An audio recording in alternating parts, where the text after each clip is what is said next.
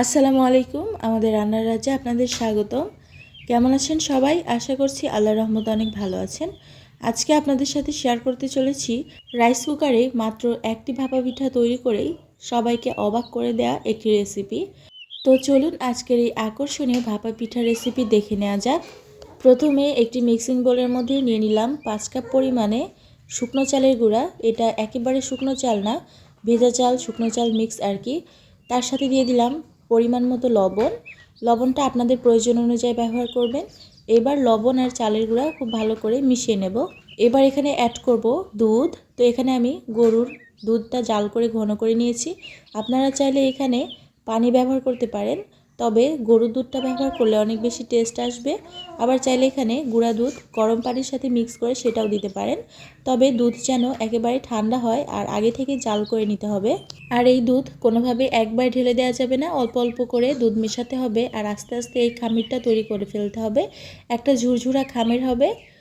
তো মেশাতে মেশাতে এক পর্যায়ে দেখবেন খুব সুন্দরভাবে একটি খামির তৈরি হয়ে গেছে। আর দেখতেই পাচ্ছেন হাতে চাপ দিলে যখন মুষ্টিবদ্ধ হবে, ভাঙলে এরকম শক্তভাবে ভাঙা হবে। তো দেখে নিশ্চয়ই বুঝতে পারছেন, ঠিক এরকম হতে হবে। যখন দেখবেন যে অল্পতেই ভেঙে যাচ্ছে, তখন আরও একটু দুধ অ্যাড করতে হবে অথবা পানি। এইবারে আটা মাখা চেলে নিতে হবে। তো চেলে নেওয়ার জন্য আমি এরকম একটি স্টিলের চালনি ব্যবহার করছি। আপনাদের হাতের কাছে যেটাই থাকে সেটা দিয়েই চেলে নেবেন। আবার চাইলে প্লাস্টিকের ঝুড়িগুলো দিয়েও চেলে নিতে পারেন। আর আপনারা এই পিঠার দানা যেরকমটা পছন্দ করেন ঠিক সেরকম ছিদ্রওয়ালা পাত্র ব্যবহার করবেন এইটা চালার জন্য। তো এই যে আমার সম্পূর্ণ আটা চালা হয়ে গেছে, দেখতে পাচ্ছেন কেমন হয়েছে।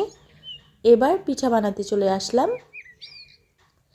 তো পিঠার জন্য এখানে কিন্তু আমরা সবসময় ব্যবহার করি গুড় আর নারিকেল। তো আজকে আমি আপনাদের সাথে একটু ভিন্নভাবে পিঠাটা শেয়ার করছি।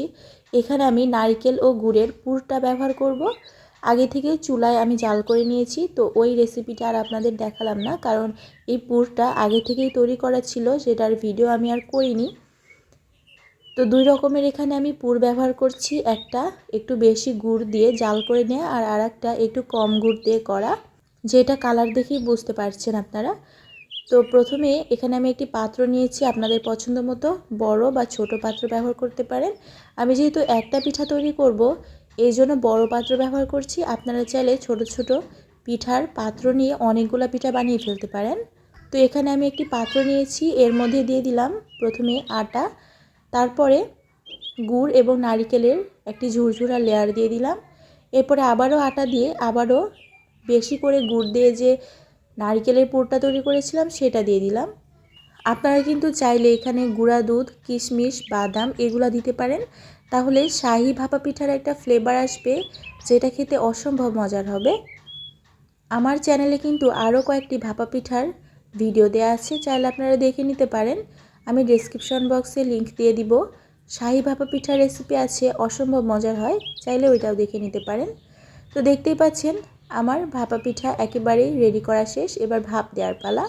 তো ভাপ দেওয়ার জন্য আমি একটি কাপড় না ব্যবহার করে ব্যাগ ব্যবহার করছি। এটা হচ্ছে নর্মাল যে শপিং ব্যাগগুলো আছে এগুলা। আপনারা যে কোনো পাতলা সুতি কাপড় ব্যবহার করতে পারেন। এরপরে আমি রাইস কুকারের যে স্ট্যান্ড আছে সেটা নিয়ে নিলাম, এর মাঝে দিয়ে দিলাম উল্টিয়ে এই পাত্রটা। তো দেখে নিশ্চয়ই বুঝতে পারছেন। এবার আমি এই বাটিটা উঠিয়ে নেব। তো যেহেতু বড় পিঠা আর ভাপা পিঠা বানাবো, যে মানে রাইস কুকারের স্ট্যান্ড আর কি, এটা সমান না, যার কারণে কিন্তু পিঠা একটু ফেটে গেছে। এটা কোনো ব্যাপার না। তো এবার আমি খুব ভালো করে মুড়িয়ে নিলাম, এখন ভাপ দিয়ে দেব। তো দেখতেই পাচ্ছেন পানি কিন্তু আমি আগে থেকে একেবারে ফুটিয়ে নিয়েছিলাম, তার উপরে স্ট্যান্ড দিয়ে দিয়েছি। এখন এই যে আমার ভাপা পিঠা হয়ে গেছে, 25 মিনিটের জন্য রেখে দিয়েছিলাম। তো 25 মিনিট পরে আপনাদের সাথে গরম গরম পিঠা ভেঙে দেখাচ্ছি। তো এইটা পিঠা হতে আর কি 25 থেকে 20 মিনিট সময় লাগবে। আর আসলে এই পিঠার মোটা পুরুত্ব বুঝে আর কি কম বেশি সময় লাগবে। তো দেখতেই পাচ্ছেন আমার পিঠা একেবারে কমপ্লিট। এখন আপনাদের সাথে একটু কেটে দেখাচ্ছি। আশা করছি দেখেই বুঝতে পারছেন পিঠাটা দেখতে কতটা লোভনীয় লাগছে।